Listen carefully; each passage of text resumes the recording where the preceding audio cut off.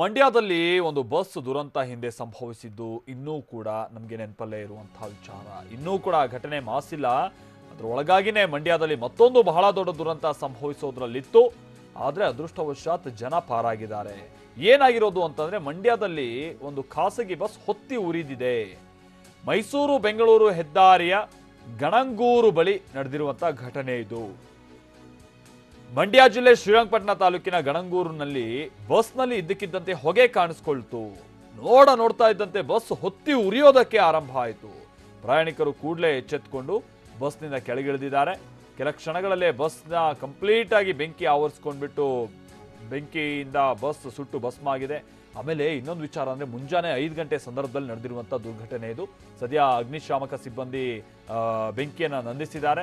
ಅದೃಷ್ಟವಶಾತ್ ಯಾವುದೇ ಪ್ರಾಣಹಾನಿ ಸಂಭವಿಸಿಲ್ಲ. ಆಮೇಲೆ ಬೆಳಗಿನ ಜಾವ 5 ಗಂಟೆ ಸಂದರ್ಭ ಅಂತ ಅಂದ್ರೆ ಅದರಲ್ಲೂ ಈ ಬಸ್ನಲ್ಲಿ ಪ್ರಯಾಣ ಮಾಡೋರು ಏನು ಎಚ್ಚರ ಅಂತೂ 90% ಯಾರೂ ಇರೋದಿಲ್ಲ. ಎಲ್ಲ ಚೆನ್ನಾಗಿ ಮಲಗಿರ್ತಾರೆ, ಬೆಳಗಿನ ಮುಂಚೆ ಸುಖ ನಿದ್ದೆಯಲ್ಲಿರ್ತಾರೆ ಬಸ್ನಲ್ಲಿ ಓಡಾಡ್ತಾ ಇದ್ದಂಥ ಸಂದರ್ಭದಲ್ಲಿ. ಅಂಥ ಟೈಮ್ನಲ್ಲಿ ಈ ಥರ ಬೆಂಕಿ ಕಾಣಿಸ್ಕೊಂಡ್ರೆ ಏನಾಗಬೇಡ. ನಿನ್ನೆನೂ ಕೂಡ ಇದೇ ರೀತಿಯಂಥ ಘಟನೆ ನಡೆದೋಗಿದೆ.